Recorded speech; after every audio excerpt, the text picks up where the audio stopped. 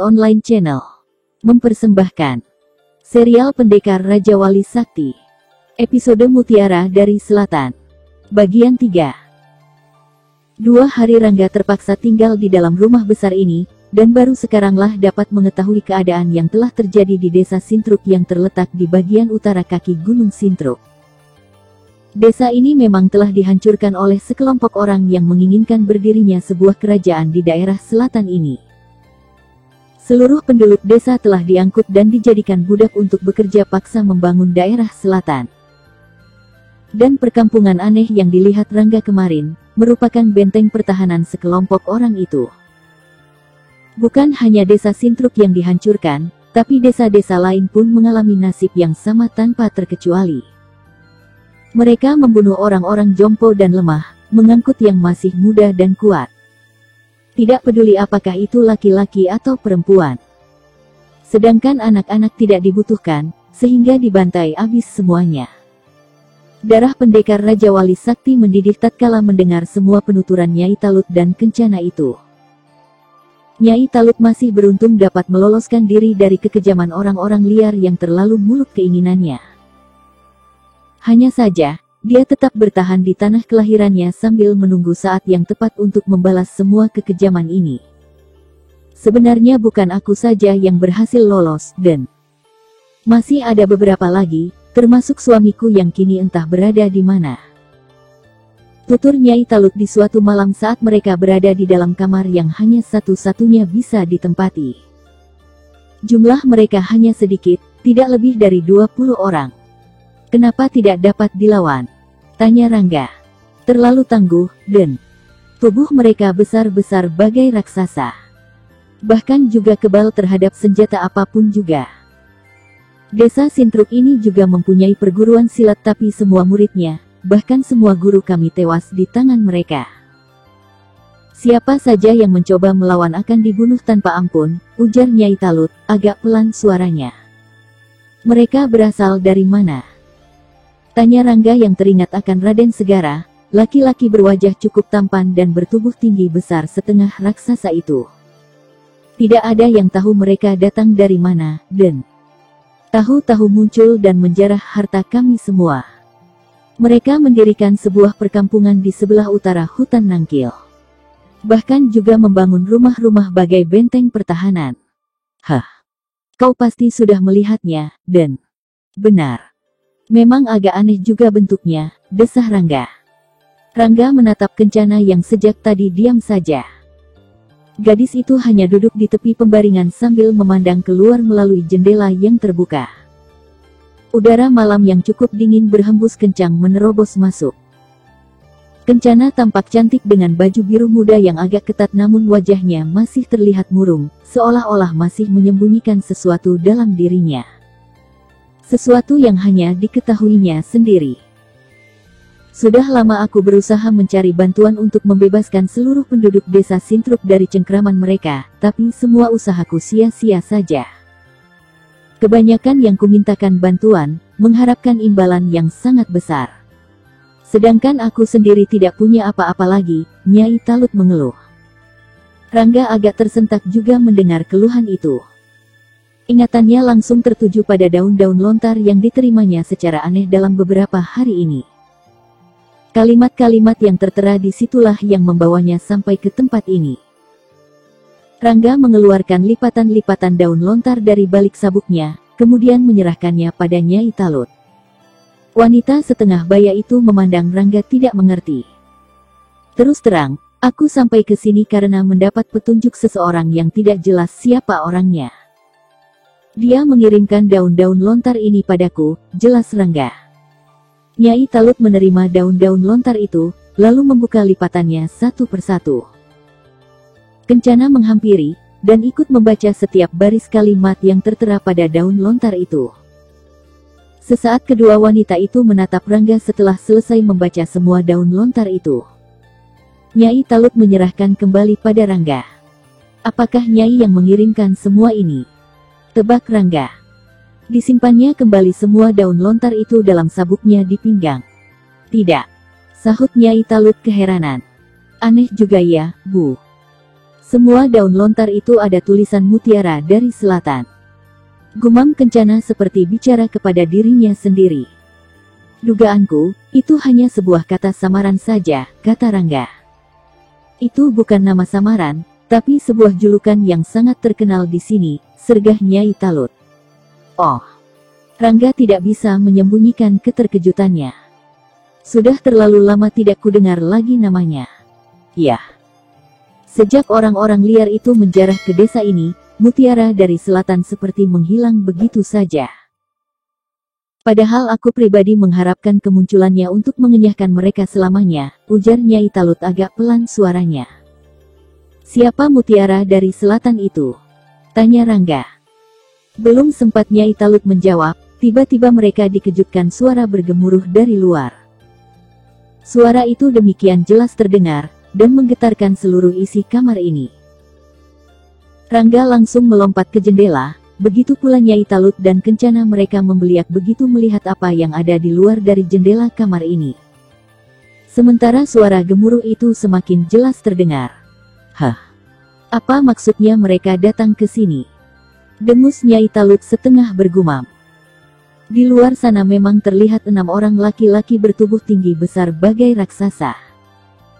Pakaian mereka begitu indah, dan berhias manik-manik dari batu mutiara. Mereka berdiri tegak di depan rumah ini. Di tangan masing-masing tergenggam sebuah gada berwarna kuning emas, yang ujungnya berbentuk bulatan berduri kasar dan tajam. Kencana. Tidak ada gunanya bersembunyi. Keluarlah kau. Teriak salah seorang dengan suara besar menggelegar. Orang itu berdiri paling tengah menyandang gada besar di pundaknya. Ibu. Kencana jadi bergetar. Wajahnya seketika pucat pasi. Dipeluk ibunya erat-erat. Tenanglah, Kencana. Mereka tidak akan membawamu kembali. Kau aman bersamaku. Nyai Talut berusaha menenangkan anak gadisnya. Dari mana mereka tahu Kencana ada di sini? Gumam Rangga bertanya pada dirinya sendiri. Raden Segara, sergah Nyai Talut menyahut. Rangga menatap Nyai Talut dalam-dalam, kemudian melirik Kencana. Gadis itu hanya diam saja, namun sinar matanya menyiratkan bantahan atas dugaan ibunya tadi. Bukan hanya Kencana saja yang jadi umpan permainannya. Sudah banyak gadis yang dilepas, kemudian diburu lagi untuk kesenangan, kata Nyai Talut. Bu. Kencana ingin membantah. Kebaikannya hanya sementara, Kencana. Kau akan tahu nanti, siapa sebenarnya Raden Segara itu. Dia tidak lebih dari seorang iblis berhati kejam dan licik. Kalau dapat tertangkap kembali, kau akan diperkosa dan dibunuh. Kencana bergidik mendengamnya, namun sinar matanya masih juga belum percaya atas keterangan ibunya itu. Sedangkan Rangga sudah mengalihkan perhatiannya kembali pada 6 orang laki-laki bertubuh setengah raksasa di depan rumah ini. Mereka mulai bergerak perlahan menghampiri. Rangga membuka jendela lebar-lebar, kemudian menatap pada Nyai Talut dan Kencana. Menyingkirlah sebelum mereka mengetahui, perintah Rangga setengah berbisik. Sulit menghadapi mereka sendirian, Raden, kata Nyai Talut. Aku hanya mengalihkan perhatian mereka sampai kalian berada di tempat yang aman, tegas Rangga. Ayo, Bu. Kita cepat pergi dari sini, desak Kencana ketakutan. Baik, hati-hatilah mereka tidak bisa diajak damai, pesan Nyai Talut. Rangga hanya tersenyum. Nyai Talut mengajak anak gadisnya menghampiri pintu lemari, lalu membukanya. Rangga memperhatikan sebentar. Ternyata itu adalah sebuah pintu rahasia. Di balik lemari terdapat pintu lain yang langsung menembus ke sebuah lorong. Nyai Talut bergegas masuk diikuti Kencana. Mereka menutup kembali pintu lemari itu. Sedangkan Rangga bergegas melompat keluar dari jendela setelah mematikan lampu ruangan ini. Dengan mengerahkan ilmu meringankan tubuh yang sudah mencapai taraf sempurna, pendekar Raja Wali Sakti itu langsung meluruk ke arah 6 orang yang tengah bergerak perlahan mendekati rumah besar ini. Mereka cukup terperanjat, karena tiba-tiba mendapat serangan dari sebuah bayangan putih yang bergerak begitu cepat bagai kilat. Rangga ingat pesan Nyai Talut, dan mempercayai keterangan wanita setengah baya itu. 6 orang laki-laki bertubuh tinggi besar itu berlompatan menghindari terjangan pendekar Raja Wali Sakti yang begitu cepat. Dan belum lagi sempat mengatur posisi, Rangga sudah menyerang mereka kembali. Tentu saja 6 orang bagai raksasa itu jadi kelabakan. Rangga memang menyerang disertai pengerahan ilmu meringankan tubuh yang begitu sempurna, sehingga tidak bisa diketahui arah dan kapan menyerangnya. Pekikan melengking dan raungan keras terdengar saling sambut, disertai tubuh-tubuh besar yang bergelimpangan ke tanah. Rangga tidak memberi kesempatan sedikit pun untuk balas menyerang. Saat mereka baru bisa bangkit berdiri, pendekar Raja Wali Sakti itu sudah cepat menyerang kembali. Berpencar, seru salah seorang tiba-tiba. 6 orang itu langsung berlompatan berpencar. Dan kini Rangga berada di tengah-tengah. Pendekar Raja Wali Sakti itu jadi sangat gusar, karena tidak mungkin bisa menyerang sekaligus seperti tadi. Hahaha. Tiba-tiba saja terdengar suara tawa menggelegar. Rangga langsung menoleh ke arah sumber suara tawa itu. Tampak Raden Segara berdiri tegak di atas tembok pagar rumah yang tidak begitu tinggi, namun cukup tebal dan kuat. Sarung pedang panjang dan besar tergenggam di tangan kirinya. Raden Segara, apa yang kau lakukan ini? Geram Rangga merasa dipermainkan. Bocah cilik, kau harus dihukum berat karena berani membawa lari pelayanku, kata Raden Segara keras menggelegar. Setan alas, kau sendiri yang membantu melepaskannya, bentak Rangga geram. Hahaha, aku memang melepaskannya untuk binatang buruan. Tapi kemudian kau muncul, maka buruanku jadi 2. Hahaha. Raden Segara tertawa terbahak-bahak. Rangga menggeram dahsyat, benar-benar marah. Kata-kata Raden Segara sungguh menyinggung perasaannya.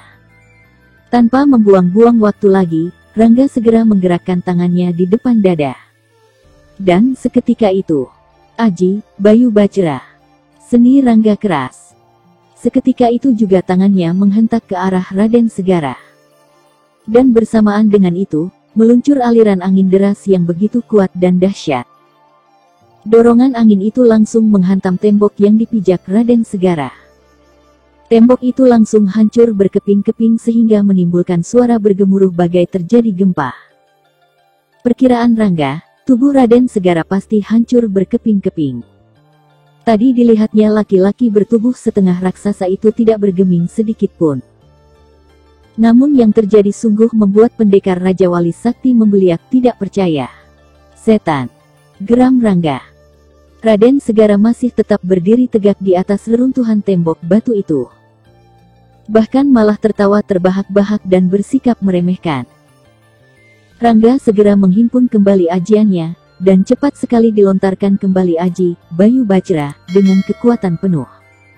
Hahaha. Kembali Rangga terkejut. Jelas kalau gempurannya menghantam tubuh tinggi besar itu, namun sama sekali Raden Segara tidak bergeming. Manusia setengah raksasa itu benar-benar kebal, tidak mempan meskipun digempur ilmu kesaktian yang tangguh. Akan kucoba dengan jurus pukulan maut paruh Raja Wali, gumam Rangga dalam hati. Pendekar Raja Wali Sakti itu segera mengerahkan jurus pukulan maut paruh Raja Wali pada tingkat terakhir. Begitu dahsyatnya jurus itu, sehingga kedua kepalan tangannya berubah menjadi merah membara bagai terbakar. Dan pendekar Raja Wali Sakti itu langsung melompat sambil berteriak keras menggelegar. Kiaat. Pukulan pendekar Raja Wali Sakti tepat menghantam dada Raden Segara yang tidak bergeming sedikit pun. Bahkan menerima pukulan itu tanpa membalas sama sekali. Namun yang terjadi sungguh di luar dugaan. Pendekar Raja Wali Sakti malah terpental ke belakang begitu pukulannya menghantam dada laki-laki tinggi besar setengah raksasa itu. 2 kali Rangga berputar di udara, kemudian manis sekali mendarat. Hampir tidak dipercaya kalau pukulan dari jurus pukulan maut paruh Raja Wali dapat berbalik. Seakan-akan baru saja memukul segumpal kapas yang begitu lunak. Jurus ampuhnya seperti teredam begitu saja. Keluarkan seluruh kepandaianmu, Rangga. Hahaha. Raden Segara tertawa mengejek. Bahkan 6 orang yang sejak tadi diam, juga ikut tertawa terbahak-bahak. Rangga jadi geram karena dua serangannya tidak berarti sama sekali bagi manusia setengah raksasa, tapi berwajah cukup tampan itu. Rangga jadi ingat akan kata-kata Nyai Talut padanya. Semua kata-kata wanita setengah baya itu bukan bualan belaka. Dan kini pendekar Raja Wali Sakti merasakannya sendiri. Bunuh dia. Perintah Raden Segara. 6 orang laki-laki bertubuh tinggi besar, langsung berlompatan menyerang pendekar Raja Wali Sakti. Gada mereka yang besamnya melebihi paha orang dewasa, berdesiran cepat menimbulkan suara bergemuruh. Rangga berlompatan menghindari serangan dahsyat yang datang bertubi-tubi. Setiap kali gada menghantam tanah, langsung berlubang membuat bumi bergetar. Tembok dan rumah-rumah hancur terkena sambaran gada berduri 6 orang setengah raksasa itu. Tidak mudah bagi pendekar Raja Wali Sakti menghadapi 6 orang lawannya kali ini. Beberapa pukulannya berhasil disarangkan telak, namun 6 orang laki-laki bertubuh tinggi besar itu tidak terpengaruh sama sekali. Gerakan mereka memang tidak gesit, tapi tubuhnya begitu kebal. Rangga benar-benar kewalahan, tapi tidak mungkin bisa bertahan lama dalam keadaan seperti ini. Semua jurus andalannya sudah dikeluarkan, tapi tidak satu pun yang berguna. 6 orang bertubuh besar setengah raksasa itu terus merangsek semakin ganas. Namun sampai sejauh ini, belum ada yang dapat menghantam pendekar Raja Wali Sakti. Padahal pemuda berbaju rompi putih itu sudah kewalahan. Sementara itu Raden Segara memperhatikan pertarungan itu dari tempatnya berdiri. Cukup. Bentak Raden Segara tiba-tiba. 6 orang yang menyerang Rangga, serentak berlompatan mundur. Tanpa diduga, Rangga masih sempat melontarkan satu pukulan telak pada salah seorang dari mereka, dan tepat mengenai bagian mata. Orang itu meraung keras sambil menutupi wajahnya. Pukulan itu tepat menghantam di antara kedua matanya. Tampak yang lain begitu terkejut, begitu pula Raden Segara. Orang itu menggerung-gerung bergulingan di tanah. Tampak darah mengucur keluar dari kening di atas hidungnya.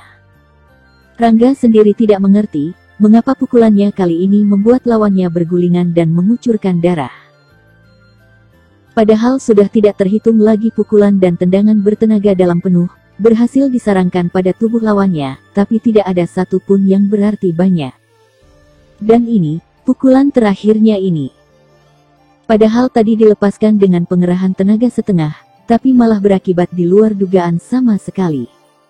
Keparat. Kau lukai orangku. Geram Raden Segara seraya melompat ke depan beberapa tombak jauhnya. Pemuda berwajah tampan dan bertubuh tinggi besar bagai raksasa itu, menjejak bumi begitu keras. Tubuhnya melesat, dan mendarat tepat sekitar 5 langkah lagi di depan Rangga. Bumi jadi bergetar bagai gempa. Rangga sempat terkejut juga, lalu melangkah mundur setindak. Kau harus membayar mahal, setan cilik. Dengus Raden Segara sambil menahan kemarahannya, melihat salah seorang pembantunya terluka menggerung-gerung di tanah. 5 orang lainnya segera membantu temannya yang masih menggerung-gerung menutupi wajahnya. Darah semakin banyak keluar dari luka di antara kedua mata orang itu. Raden Segara memberi isyarat agar 2 orang itu membawa pergi orang yang terluka. Sedangkan 3 orang lainnya segera bergerak mengepung pendekar Raja Wali Sakti. Rangga menyadari kalau semua lawannya diliputi kemarahan yang meluap-luap akibat salah seorang dari mereka terluka. Dan Rangga juga mengetahui kelemahan mereka sekarang. Seluruh bagian tubuh orang-orang tinggi besar ini memang kebal.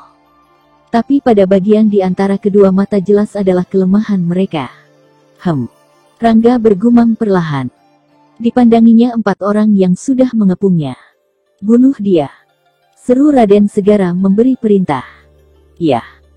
3 orang serentak berlompatan sambil mengayunkan gada yang besamnya bukan main. Rangga melompat melentingkan tubuhnya menghindari hantaman gada itu, yang langsung menghajar tanah hingga berlubang. Pada saat itu, Rangga mengerahkan jurus Raja Wali menukik menyambar mangsa. Kia, kia, kia. Sambil berteriak keras melengking, pendekar Raja Wali Sakti itu bergerak menukik dan kedua kakinya bergerak cepat berputar. Ketiga orang itu terperangah, karena sepasang kaki itu jelas mengincar bagian tengah-tengah mata. Cepat-cepat mereka berlompatan menghindar. Tapi Rangga tidak membiarkan begitu saja. Begitu kakinya menjejak tanah, dengan cepat diganti jurusnya menjadi pukulan maut paruh Raja Wali, dan langsung diarahkan ke wajah salah seorang yang berada di depannya. Ah! Orang itu terperangah. Namun belum juga pukulan Rangga mencapai sasaran, dengan cepatnya Raden segera melompat sambil mengibaskan pedang yang panjang dan besar. Satu desiran angin keras membuat Rangga melentingkan tubuhnya ke belakang, menggagalkan serangannya. Dan belum lagi kaki pendekar Raja Wali Sakti itu menjejak tanah, salah seorang sudah melompat sambil mengayunkan gadanya. Hai! Rangga tidak bisa lagi berkelit. Cepat-cepat disampoknya gada itu dengan satu tendangan keras. Tapi Rangga malah memekik keras. Kakinya seperti remuk begitu menendang gada itu. Buru-buru tubuhnya melompat ke atas, dan hinggap di atap rumah. Secepat itu pula dilentingkan tubuhnya, dan langsung lenyap ditelan kegelapan malam. Kejar! Jangan biarkan lolos! Seru Raden segera memerintah. 3 orang pembantunya segera berlarian mengejar. Dan Raden segera sendiri bergegas melangkah menghampiri jendela kamar yang terbuka lebar tempat Rangga keluar tadi. Raden segera melompat masuk. Tak lama, terdengar suara ribut dari barang-barang yang terbanting. Sebentar kemudian laki-laki tinggi besar itu sudah melompat kembali keluar. Wajahnya merah padam. Setan keparat! Kubunuh kalian semua! Teriak Raden segera keras. Begitu kerasnya teriakan itu, sehingga suaranya menggelegar terpantul gunung Sintruk yang membelakangi desa ini. Raden segera bergegas melompat mengejar ke arah Rangga melailkan diri tadi. Malam yang semula bising oleh suara pertempuran, kini jadi sunyi senyap bagai tidak pernah terjadi apa-apa di tempat itu. Bersambung ke Mutiara dari Selatan bagian 4. Masih bersama cerita silat online channel. Jangan lupa like and subscribe, terima kasih.